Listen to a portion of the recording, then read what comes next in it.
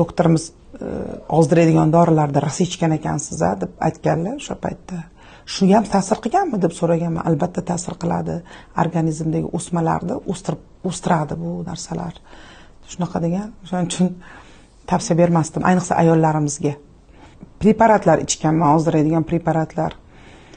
Bular endi kapsula ko'rinishda, tabletka ko'rinishda, choy ko'rinishda, kofe ko'rinishda har xil narsalar ichib ko'rganman.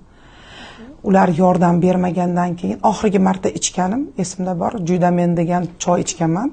Kitayskiy choy ichib ko'rganman. Sochim oqarib ketgan. Keyin Kojniga borganmiz. Oxirgi marta nima ichgansiz deb so'rashgan.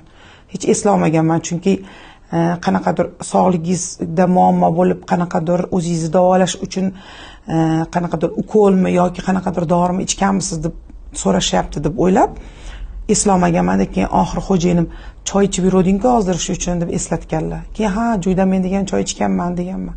O'sha choy organizmingizdagi vitaminlarni yuvib tushgan. O'shaning uchun sizda sochingizda belgi bo'lgan, shu vitaminlaringiz, kalsiyingiz yuvilganligi uchun sochingizga oq tushgan deyishgan. Keyin xo'jayinim qat'iyan man qilganlar, ozdirish uchun ichadigan preparatlarni ichmaysan, undan ko'ra dieta qil deganlar.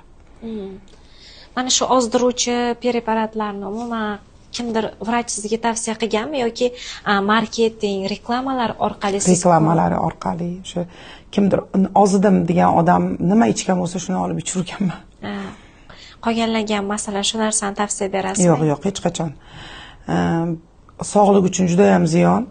Keyinchalik bilinadi, yuragingizda o'zgarishlar bo'ladi, terilarda o'zgarishlar bo'ladi. Mana sochim oqarmaganda men ham ichib yuraveramidim agar hozir men 50 ga kirganman. Lekin 50 ga kirgan odamning sochi bunaqangi oppoq emas.